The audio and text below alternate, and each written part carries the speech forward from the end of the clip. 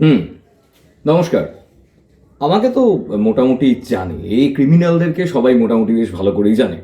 আচ্ছা, আজকে রবিবার, বক্তব্য রাখার দিন। তো যথারীতি একটা বক্তব্য একটুখানি রাখবো। বক্তব্য রাখবো বলতে গেলে বেশ কতগুলো বিষয়কে কেন্দ্র করে বক্তব্যগুলো রাখতে হবে। এটাই সেট আপ। এই সেট আপেই যাবতীয় যা কাজকর্ম আমাদের এখান থেকে চলে। এটা একটা সিঁড়ির একটা ঘর, জাস্ট এতটুকুনি, আর কিচ্ছু নেই। কোনো বিশাল বড় সম্পত্তি কিচ্ছু নেই, আমাদের টোটাল সিস্টেমটা অনলাইন।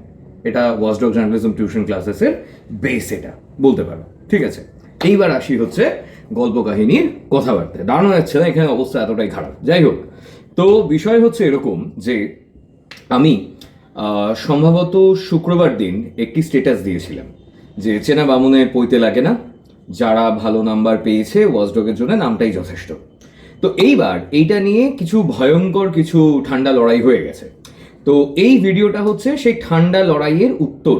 আচ্ছা, তো ঠান্ডা লড়াইয়ের উত্তর দিতে গেলে পরে ঠান্ডা লড়াইগুলোকেও এবার দেখতে হবে, ঠান্ডা লড়াইয়ের বিষয়পত্রগুলো কি সেগুলোও একটুখানি দেখতে হবে। তো যেমন অবস্থা তার তেমনই কাজ, আর এবং তার তেমনই উত্তর। খাতা কলম নিয়ে বসে যাও, যদি কালকে এটাকে নিয়ে প্রতিবেদন লিখতে হয় তো লিখে ফেলো, কোনো অসুবিধা নেই। 2016-17 সাল থেকে পড়ানো আমার শুরু হয়েছে। তখন আমি কলেজে পড়তাম, কলেজে পড়াকালীনই পয়সা রোজগারের স্বার্থে কাজকর্ম শুরু। কোনো ফিলান্থ্রপিস্ট এনিথিং কিচ্ছু নেই, যেগুলো বাকিদেরও যেরকম থাকে না, আমারও সে ঠিক সেরকমই। এবং এই ইনস্টিটিউশনের টাকা পয়সাতেই আমাদের পড়াশোনা চলে। আমার সাথে আরও 10-12 জনের নাম তো যথাযথ রিভিল করা যাবে না, তো আমার নামটাই আসুক, সবার সামনে সব কিছু না আসাই ভালো। এইবার ঘটনাটা হচ্ছে কি, কতগুলো কলেজের প্রফেসরদের কিছু গোসা হয়েছে, কিছু তারা রাগও হয়েছে যে এটা কিভাবে সম্ভব, আমাদেরকে নিয়ে কথা বলছে। দেখুন দেখুন, আপনাদের বিষয় নিয়ে কিছু নয়। এই ঘটনাটার সূত্রপাত হয়েছে 2020 সাল থেকে। 2020 থেকে যখন নাকি আমার পুরো অফলাইনটা পুরোপুরি অনলাইনে শিফটিং আউট হলো, সেই জায়গার ক্ষেত্রে কিছু ঘটনা এখানে ঘটে। প্রথমত, আমার অফলাইন ব্যাচটা অনলি ফর অশোকনগর, সেটা স্পেশাল স্টুডেন্টদের জন্য। তারা আপনার আমার মতো বা তোমাদের মতো, তারা কেউ সাধারণ নয়। যারা অসাধারণ, অসাধারণ মেধার কৃতিত্বে তাদেরই একমাত্র চলে। এবং তার থেকেও বড় কথা হচ্ছে এটা যে আগে যখন নাকি আমরা কোভিডের সময়কালে বিভিন্ন জায়গায় যখন আমরা বিজ্ঞাপন দিয়েছি, সেই সময় বিজ্ঞাপনগুলিতে গ্রুপগুলিতে বিজ্ঞাপন দেওয়াকে কেন্দ্র করে সেইখানকার টিউশন মাফিয়ারা যথারীতি সেখানে খুব বড়সড় ধরনের লাইফ থ্রেটিং কনসেপ্ট কিন্তু এসেছে। তো এটা এখনও আসে। ধরুন আমি যদি নাম ধরেই যদি বলি, চুঁচুড়া, মেদিনীপুর, আচ্ছা বর্ধমান, এই সমস্ত জায়গাতে কিছু মাফিয়া অ্যাভেলেবেল রয়েছে, টিউশন মাফিয়া। যে টিউশন মাফিয়ারা বাকিরা কেউ যদি সেখানে তাদের গ্রুপে যদি কেউ বিজ্ঞাপন দেয় বা তাদের সাবজেক্টে যদি কেউ বিজ্ঞাপন দেয়, তো এই ঘটনাটা ঘটবে।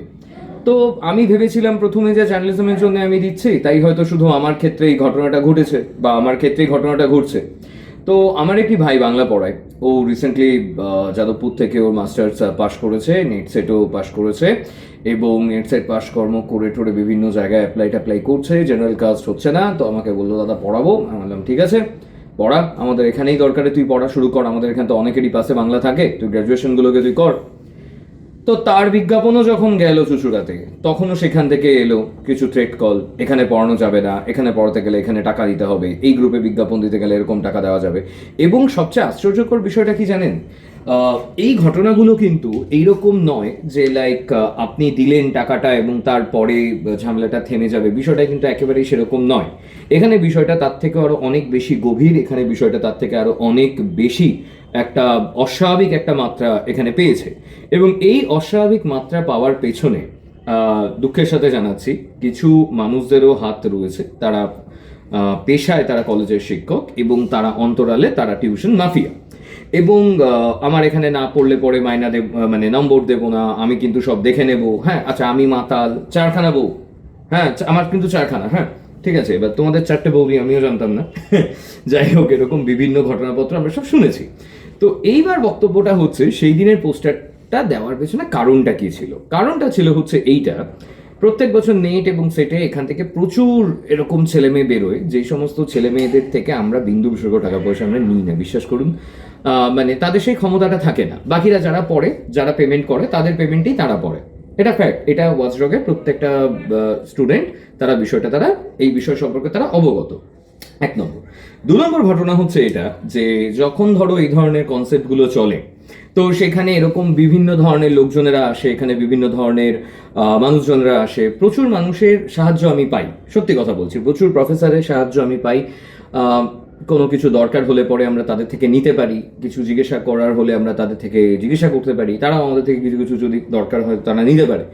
তো বিষয়টা সেখানে নয়, বিষয়টা হচ্ছে কি বলুন, ধরুন আপনি আপনার স্টুডেন্টের মার্কশিটের ছবি আপনি দিলেন, তো এই বছর না হলেও পরের বছর আপনার সেই স্ক্রিনশটটি আপলোড হবে যে দেখো আমার এই স্টুডেন্ট কিন্তু এই ঘটনায় এখানে কিন্তু পড়েছে এবং আমার কাছ থেকেই পড়েছে, ভালো নাম্বার পেয়েছে। এগুলো কোটা, আইটিআই, জেই, নেটের, এগুলো খুব পুরনো ঘটনা, কিন্তু ঘটনাটা সেইখান থেকে বেরোচ্ছে যেইখানে ধরুন ঘটনাটা এরকম হওয়া উচিত ছিল যে বিষয়টা নিয়ে প্রতিবাদের দরকার ছিল, সেই জিনিসটার প্রতিবাদ না হয়ে এটাকে ডিফেন্ড আউট করাটা শুরু হয়েছে।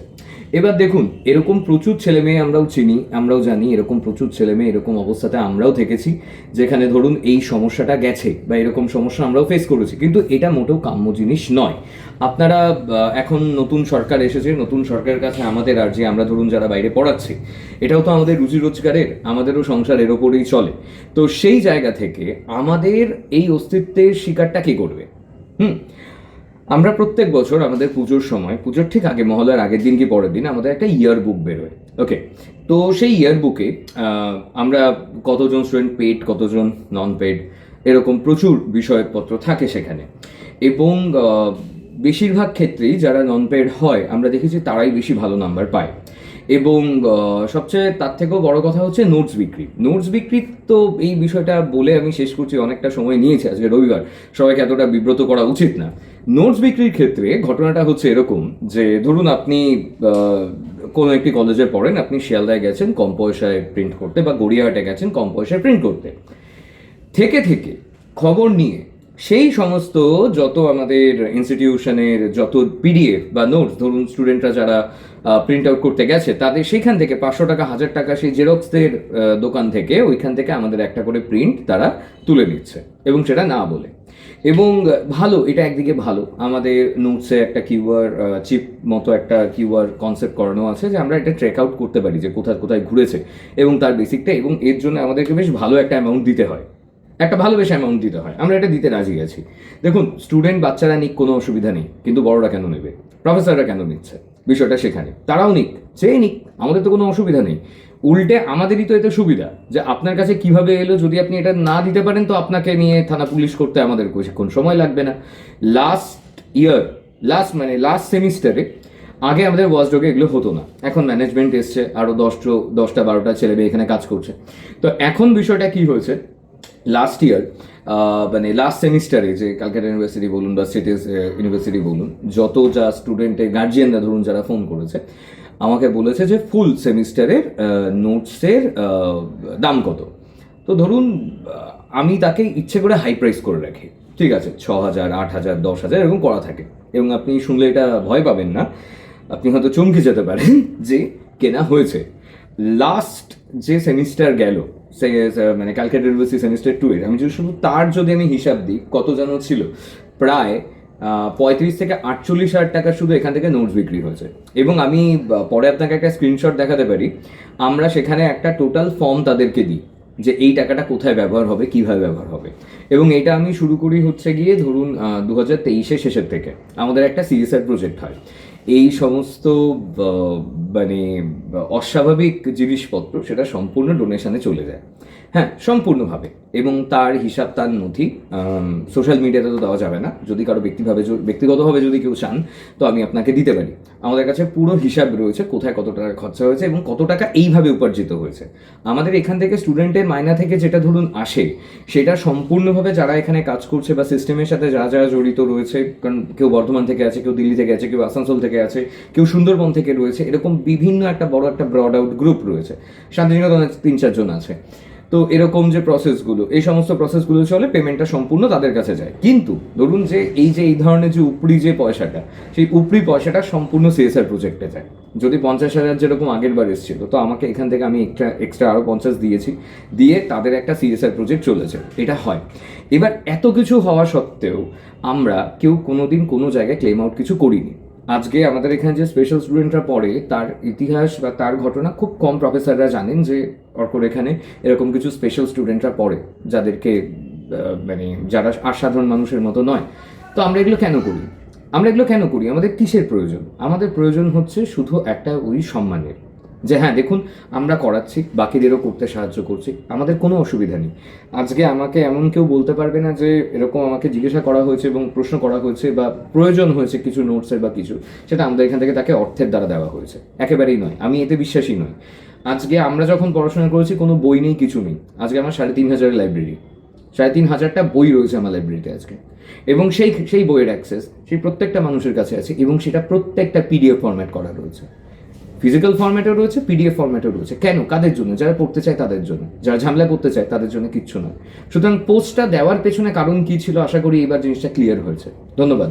ওয়াচডগ জার্নালিজমের সাথে থাকবেন, আমরাও আপনাদের সাহায্য চাই, কারণ আমরা আপনাদেরকে ছাড়া অসম্ভব। এটা কোনো এরকম ইনস্টিটিউশন নয় যেখান থেকে প্রচুর টাকা পয়সা আসবে। এটা এমন একটা ইনস্টিটিউশন যারা থেকে খায় তাদের জন্য। ধন্যবাদ।